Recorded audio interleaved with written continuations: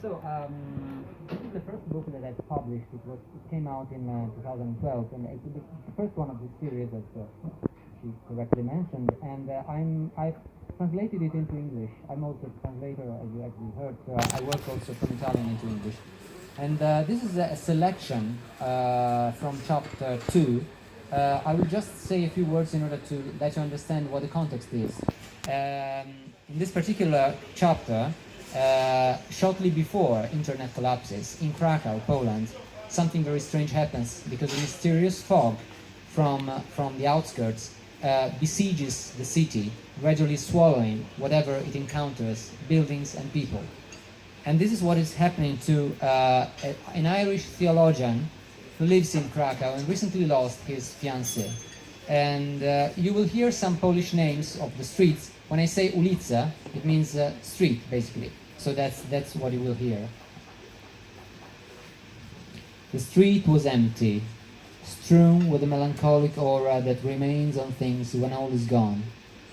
The Vistula ran low in the mist, propagating from the fringes of the city. The world, dull and tired, fluctuated. My house instead was still, frozen in a vanished past. So little had I opened the window lately that it smelled musty. I'd spent hours in my room overlooking the river, with that stretch of Ulica Tyniecka fading away in the distant fog. In front of me, water, sun, clouds, and more distant, the Wawel Castle, whose nuances changed depending on how the light fell on it. By now, even the hologram of our Oxford friend, who'd recently often visited us, had disappeared. I was alone. Leila had died 1 month before. I'd been shocked like an animal slaughtered unexpectedly. Reality was slipping out of my hands. I looked outside, searching for the courage to face life. I didn't know what to do. I had almost quit working and wasted time uselessly on the net, seeking news on the world, which seemed to be close to collapsing, while Krakow was being slowly swallowed up. Everything would vanish forever, even the places in which we'd lived, even my past life, even the infraviewer, the device on which Leila had spent her scarce energies during 6 months of feverish work. "Take it and go out," she'd said.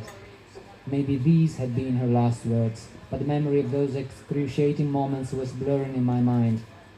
I hated that gadget, as I hated the destiny that had killed her, forcing me to remain here on the limit of nothingness, facing the white.